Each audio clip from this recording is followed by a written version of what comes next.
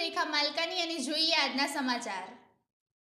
શામળાજી પોલીસે Honda city ગાડીમાંથી ગુપ્ત ખાનામાંથી પ્રોહી મુદ્દામાલ તથા હોન્ડા સિટી ગાડી અને અન્ય મુદ્દામાલ મળી કુલ કિંમત ₹2,20,740નો મુદ્દામાલ પકડવામાં સફળતા મેળવી। પોલીસ ઇન્સ્પેક્ટર કેડી ડિંડોરની જરૂરી સૂચનાઓ કરેલ અન્વયે આજરોજ police sub inspector GR Chaudhary તથા પોલીસ સબ ઇન્સ્પેક્ટર NS બારાના શામળાજી પોલીસ સ્ટેશનના હસ્તક અણસોલ ચેકપોસ્ટ ખાતે ફરજ બજાવતા પોલીસ સ્ટાફના માણસો સાથે ગુજરાતમાં દારૂનો પ્રવેશ ન થાય તે માટે વોચ તપાસમાં હતા।